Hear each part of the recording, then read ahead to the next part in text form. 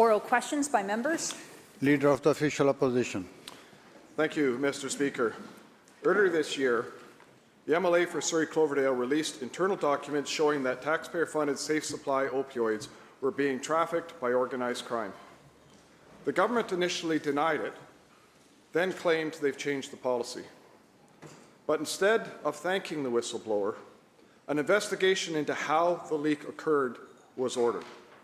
Will the Premier confirm today that his police service director violated the NDP whistleblower protection law, that is, by referring this case to an investigative branch?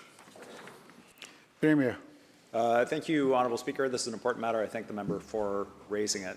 First of all, let me say it's important that the House recognizes that the member for Surrey South was doing her job. Spent some time in the opposition benches, recognize effective opposition work. This was certainly a case of that. If I had had those documents on the other government, I wouldn't have hesitated.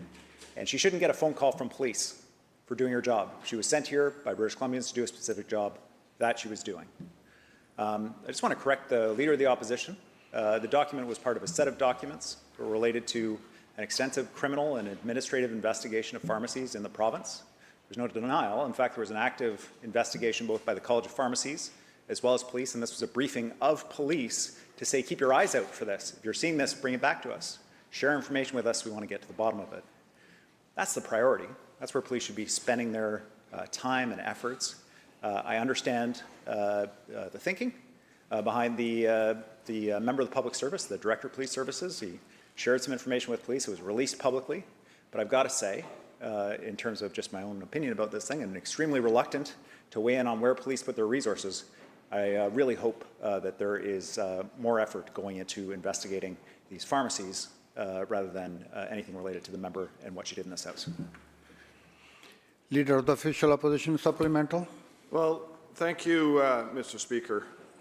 Even though the Premier didn't answer the question, the Premier at one point was a champion of whistleblower protection law, promising government employees would be safe from retaliation for exposing wrongdoing. Yet when the leak revealed that the criminal diversion of safe supply drugs leading to an apparent policy reversal, a police probe into the source was launched. This government is actively trying to put a chill on anybody who speaks out against them. So, to the Premier, does the Premier honestly think that the public would believe that his police services director acted independently? And can he confirm that no direction was given to the police service director by anyone from his office or anyone from any of his ministers' offices? Premier. Thank you, Honourable Speaker. The director acted independently, as is required under the statute that he acted under. The police, in doing the investigation, are acting independently. I canvassed to try to understand whether we were able to intervene in this ongoing investigation and to say that resources would be better directed elsewhere, and was advised that we are not able to. Police are independently doing this investigation, and I'll just correct the member that we did not direct this investigation. This was initiated independently. It's being conducted independently by the RCMP. Member for Abbotsford South. Thank you very much, Mr. Speaker. Last summer, a Victoria firefighter was disciplined for writing an open letter about the public safety crisis occurring just steps from this very legislature. The Premier said then, and I quote, "If someone gets in trouble for bringing me that information, I'm going to stand up for them, and I'm say, yes, bring me the truth from the street that you see, and that will help me be a more effective representative for you," unquote. However, we have now learned the Director of Police Services disagrees and will direct police to harangue whistleblowers who embarrass this government. To the Solicitor General, will you fire Director of Police Services Glenn Lewis for initiating this witch hunt? Premier. Thank you, Honourable Chair. We introduced legislation to protect whistleblowers. We support whistleblowers bringing forward information. It can assist us all in understanding what's happening in the province on the front lines. Part of our review around health authorities is around shrinking the gap between frontline health workers that have information and the government so we can deliver a more effective healthcare system. We want this information. Now, this specific case involved documents, photographs, information shared with police by the Director of Police Services about an active criminal and an administrative investigation in the College of Pharmacists. And so it's my understanding, I haven't talked to the director yet, but it's my understanding that it was the leak of that information related to those investigations that resulted in him issuing this direction. That's something that exists under his authorities for him to do independently, under a law that's existed under both sides of this House, and we are not able to direct the police to investigate or not investigate that. Member supplemental. Well, thank you very much, Mr. Speaker. The only whistleblowing we seem to hear around here is the Premier blowing Dixie. The opposition has heard many stories from doctors, nurses. I personally have heard them. Teachers, parents, municipal elected officials, Indigenous groups, and many more who have serious concerns about what the BC NDP government is doing to their province.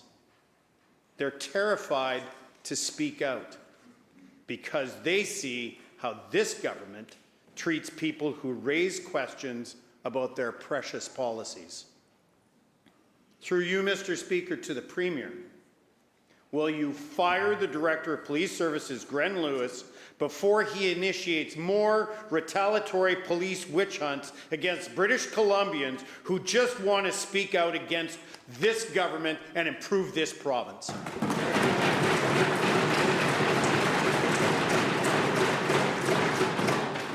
Mr. Premier. So the independent director has an important role to play in our system. That independence is part of it. The head of the public service will contact him and will understand the intention and what the plan was and so on. But the bottom line is, if we interfered with that independence in a way that, that the member thought was favorable or not favorable to the government, we'd be very upset about that. So there's a reason why he has this independent authority. There's a reason why we can't direct the police on this. But let me say that it was important, the work that the member for Surrey South did to bring this information forward. But I also want to recognize the context. That there was active police investigations, active College of Pharmacy investigations, all of which were supported by this government. And it was a briefing of police officers saying, bring us more information. If you're seeing these kinds of things, tell us. Help our investigation along. The exact opposite of what the member's alleging. Leader of the third party. Thank you, Honourable Speaker. We learned recently that Woodfibre LNG is looking to add a second floating hotel, or flotel, which is a repurposed cruise ship for construction workforce accommodation. They're planning to add it to the waters of the Atcatsum Howe Sound UNESCO Biosphere Reserve. The flotel would accommodate up to an additional 900 construction workers as it speeds up construction to squeeze the last profits out of the sunset industry. The previous Environment Minister forced the first flotel into place by using the Environmental Assessment Office's Compliance and Enforcement Division to override the permit requirements of the District of Squamish, which is the local government tasked with protecting the interests of its residents when it comes to housing availability, public safety, waste management, and some limited environmental impacts. Will the new Minister of Environment commit to a process with more integrity for a second flotel, consultation with the local community, and respect for the permitting authority of the local government? Minister of Environment. Thank you, Honourable Speaker, and thank you to the member for the question. The BC Environmental Assessment Office has a comprehensive review process that examines any potential human health and environmental impacts for large projects such as this, and Woodfibre is no different. To protect the environment and to support a strong economy, our government introduced a strengthened Environmental Assessment Act. The EA process was improved to make sure a strong, transparent process is in place. In 2019, the Environmental Assessment Office introduced specific housing requirements following concerns about impacts to local housing and community safety.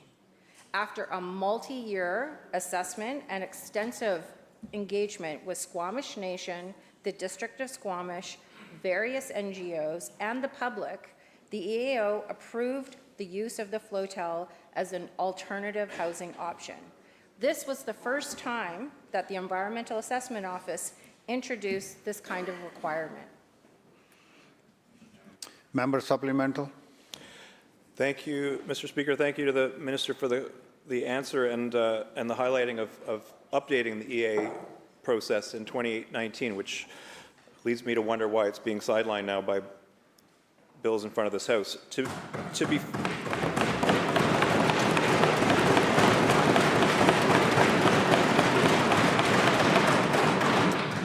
The fact is, Mr. Speaker, this community never asked for this project, and it's not in its vision of the future. However, and so unleashing an extra 900 workers into this small community was not a preferred option, and so the flotel may be a solution. However, this is an example of industrial proponents' bait and switch, a familiar strategy. They lowball estimates of the number of workers and overall impact, then move the goalposts once the project is approved, trampling on the quality of life of long-term residents of a community. How will the minister empower EAO compliance and enforcement officers to ensure that project description specifics are accurate and reflect true project impacts, and that there are consequences when the numbers are adjusted for the convenience of oil and gas multinationals? Premier. Thank you, Honourable Speaker.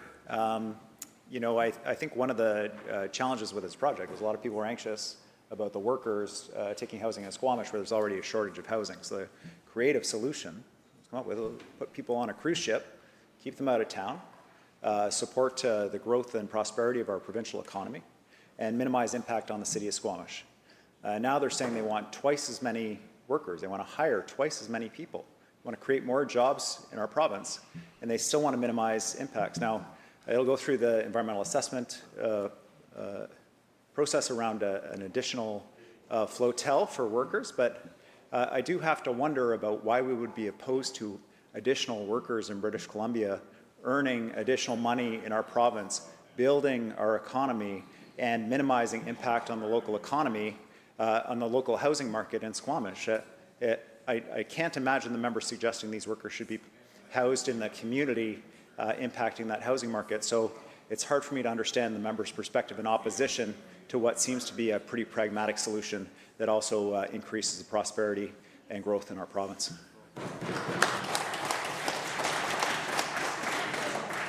Member for Surrey White Rock. Thank you, Mr. Speaker. Mr. Speaker, we now know that the Premier helped Michael Bryant secure the job at Legal Aid BC.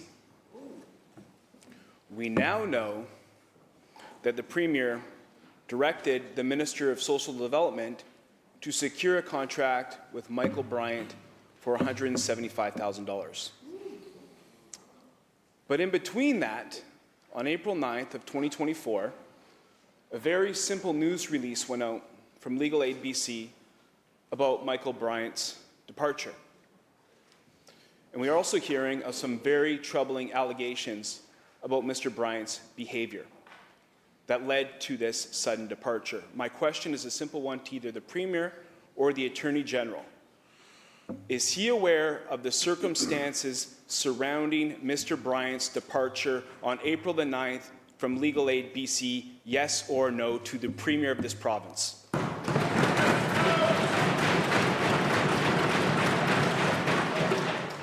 Minister of Social Development and Poverty Reduction. Thank you, Mr. Speaker. As we discussed yesterday in question period, the investments that our government has made across every element of areas of care that people in the downtown east side have identified that they needed. Increased access to addiction treatment, employment services, housing. We asked for some outside perspective to be able to look at what gaps remained in service delivery, and especially to have an outside perspective on the kind of systemic changes that we might have overlooked to an area that's been suffering from systemic problems. Michael Bryant has held many roles, as we canvassed in the House yesterday, that bring that unique perspective to this work. These are all valuable perspectives to us, and based on his advice and also what we hear from those on the ground, we're going to continue to invest in people in the downtown east side to make it better for those who live there and safer for community members. Member supplemental. Thank you, Mr. Speaker. Leadership matters. It does. And the fact that we just had the Minister of Social Development get up in this House, with all due respect, the question was to the Premier. And as the Premier was the one that advocated for this individual to get the job at Legal Aid BC. It is the Premier, in his own words, that directed the Minister of Social Development to execute this contract. To execute a contract, no terms of reference, no clear mandate, for his friend for $175,000. Mr. Speaker, none of this adds up. None. And the fact is that the Premier himself has now given a contract to one of his friends and will not even stand up and defend it. And the fact is the Premier knows why this man is no longer the CEO of Legal Aid BC, but still chose to direct his minister to execute this contract. The fact is, he has done that under the guise of the tragedy that is going on the downtown east side, and that is absolutely disgusting.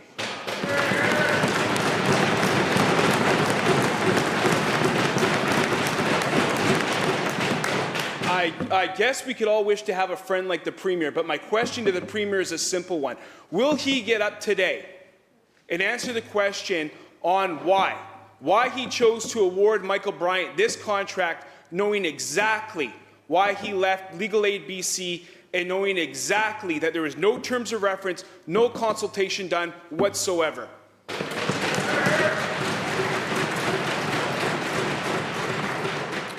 Minister. Mr. Speaker,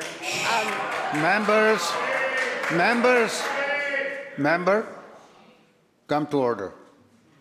The Executive Council has the prerogative, whoever they want to answer the question, they will do it. So stay quiet, member. Minister. Thank you, Mr. Speaker. Because our government has invested in a way that no other government has since 2017.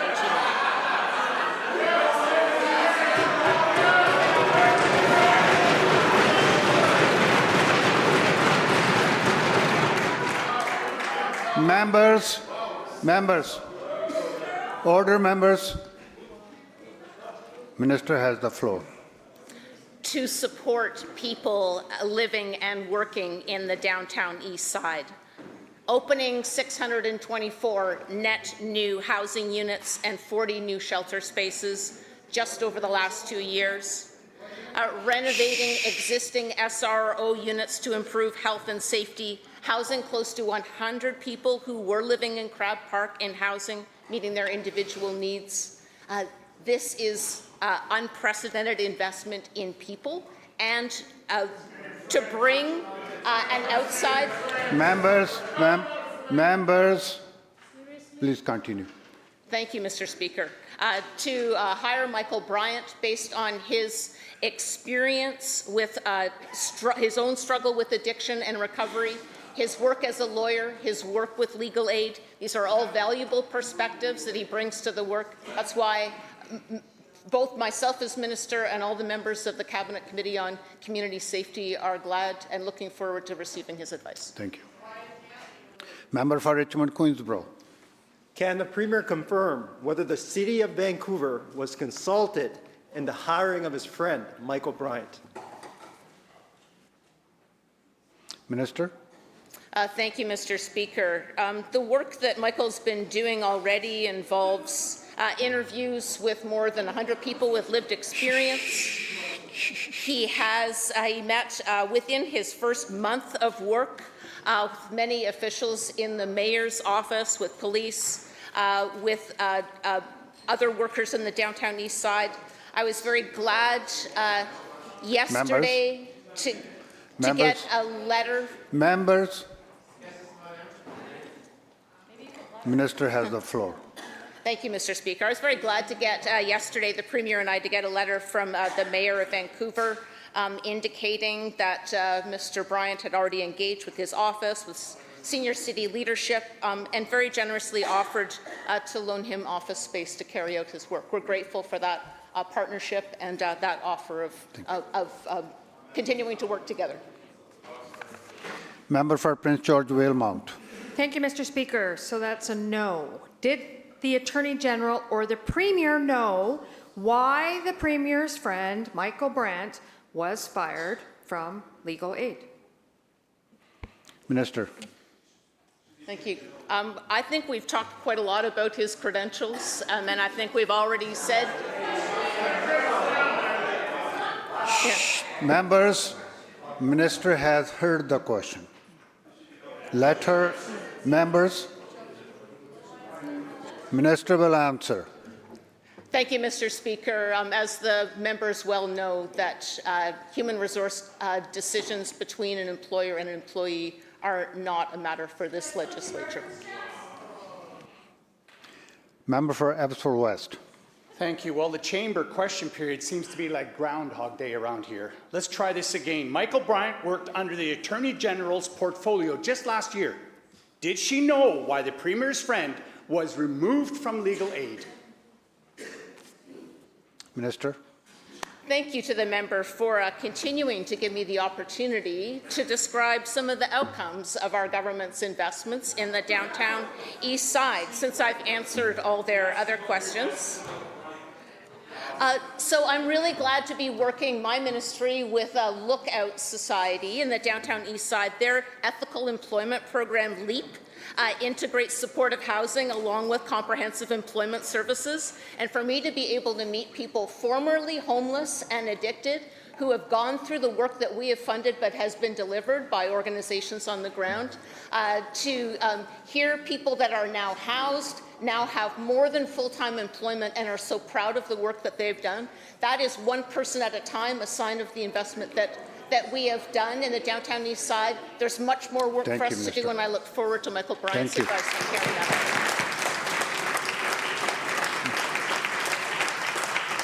out. Member for Abbotsford Mission.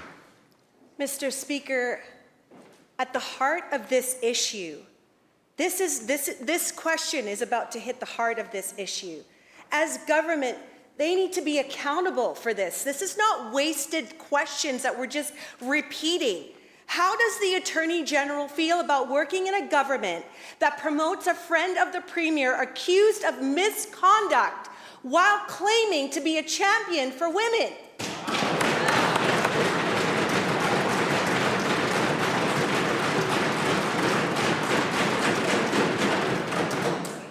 Minister. Thank you, Mr. Speaker. I'll take this opportunity to say how very encouraged I am to see 2 new data sets for outcomes in the downtown east side. Up to March of this year compared to 1 year prior, we have 3% fewer people in the downtown east side on income assistance. Members.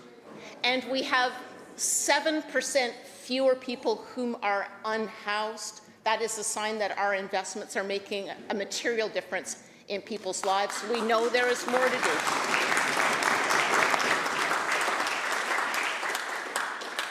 Member for Kelowna Centre. Thank you, Honourable Speaker. The lack of answers here in the covering for their friend is kind of embarrassing. My question is for the Parliamentary Secretary for Gender Equity. Does she support the hiring of the Premier's friend, Michael Bryant, as the Downtown East SAR? Member, questions should be directed to the Executive Council members, not to the Parliamentary Secretaries. I'll direct it to the Premier then. Thank you. Minister. Thank you, Mr. Speaker. Again, grateful for the opportunity to talk about investments in the downtown east side. There are people receiving health care on the downtown east side today because of the work that we have done to help more people access addiction treatment and care. Opening the new Road to Recovery treatment center at St. Paul's was one, and expanding the Hope to Health Clinic to increase capacity to help 50% more people with complex mental health and addiction challenges. That was a $25 million investment. And that's what the debate in this chamber is about on our side. It's about investing in people and getting outcomes that change people's lives.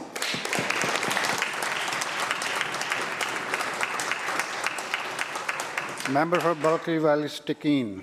Thank you, Mr. Speaker. And you know, it just is kind of symptomatic of what's going on in this House that we can't get answers from ministers when we're asking the questions relevant to the people that we're supporting. Does the Premier believe the Premier's friend accused of misogynistic behavior should be reviewing services for vulnerable women? And I would like the Premier to answer.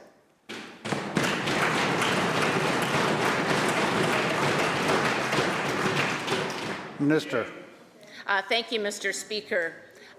Also, as another way to invest in community safety and supports for people in the downtown east side. Minister will continue. Thank you, Mr. Speaker. We've been working with police and Crown Council to keep repeat offenders off the street and stop criminal gang activity in the downtown east side. More than doubling funding for victim services and crime prevention after the old government cut it. Standing up to organized crime and money laundering that has fueled the toxic drug crisis and gang violence, and hiring more sheriffs to keep courts open and safe. We know there is more to do. We're going to keep working to support people, and we're going to keep bringing in outside perspectives to identify the gaps in systems that remain. Member for Kamloops Centre. Thank you, Mr. Speaker. Well, it appears the only person on the downtown east side that this government's life has changed for the better is the Premier's friend, Michael Bryant, over the last few months, who received his $175,000 contract to review the spending that this government is doing because they don't want to admit it's failing. Does the minister think it's wise that Mr. Bryant should be reviewing nonprofit agencies while actually working out of office space provided by those same nonprofit agencies?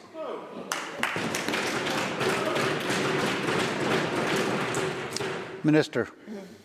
Thank you, Mr. Speaker. To be clear, Michael Bryant is not reviewing the operations of not-for-profits. But he is looking at systemic patterns and ways that we can better, as a government, deliver service. And I do appreciate Mayor Sims' offer of space. Michael Bryant has been working out of a number of different locations, and we're certainly open to new space if that is more comfortable for the partnership with the city. Member supplemental. Thank you, Mr. Speaker. Well, you know, the lack of answers, and more importantly, the body language from the Attorney General, from the Premier, from other members of the Cabinet say it all. We have a Premier that said he had all the answers when he became the Premier on how to fix the downtown east side. We now have a review happening that the government is so proud of, they kept it secret and only actually acknowledged it finally once the media started asking questions months later. We find out it's for $175,000 for 6 months. We find out it's a friend of the Premier's, who not only the Premier recommended to go work at Legal Aid, then got fired from Legal Aid under a cloud of suspicion around potential misogynistic behavior. But that wasn't good enough for the Premier. He still recommended and actually ordered. We can use the words recommended all we want or suggested. If it's the Premier telling a brand newly appointed minister who to hire in a role, the Premier told the minister to hire his friend for $175,000, not caring about the allegations in the background. Talk about some kind of hiring process, Mr. Speaker. So again, to the Premier, why would he recommend his friend, should have known full well the situation around Legal Aid at a bare minimum, to take on, to try to clean up his mess that he created as the Premier in the downtown east side?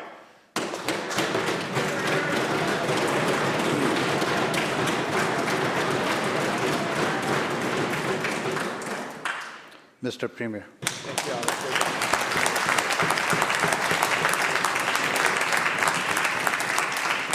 you, there's an issue that got me into politics, which was the state of life of people living in the downtown east side. Crucially important to me for deciding to run for office in the first place. In my time as Attorney General, as Premier, I'm not seeing the conditions in the neighborhood improve. Made significant investments in housing, supporting people in different ways, but there is a cohort of people in the neighborhood that are served by nonprofit organizations, the city, the federal government, by our government, by private charities, and the metrics, the outcomes, the improvements for that specific group, I just don't think we're seeing them. And so I didn't know Michael Bryant before. He was hired independently by Legal Aid BC. Worked with him as Attorney General. Members, Members have been wrong about 15 different things today. I can't correct them all, Honourable Speaker. But he was hired members. If I rose on privilege on every dumb thing they said today, we'd be here all afternoon. Now, Members, just have some patience. It's almost done. I know Michael Bryant. He was hired by Legal Aid BC, independently of me. But I saw his work at Legal Aid BC. He worked with Indigenous people. He worked with poor people. He worked with people who are struggling, get them access to justice in a meaningful way. Did some big restructuring there. And I need him to use those skills in the downtown east side to find ways that we can provide better supports for people. He struggled with his own addiction and recovery. He's got empathy. He's literally working out of spaces where I think a lot of British Columbians might not feel totally comfortable, but where many downtown east side residents, that's the only place they feel comfortable, to hear from them firsthand. And that's a point of critique. It's been raised over and over again. He's got experience in law. He's a lawyer. He's got experience in government. He was a former Attorney General. He understands the challenge at play. I look forward to seeing his report. I agree with the members on this. We judged on the results of the impacts in the downtown east side, an issue that has been too long overlooked. And I'll also accept their critique that we've got a heck of a lot more to do there. Thank you, Madam Speaker. The bell and the question period.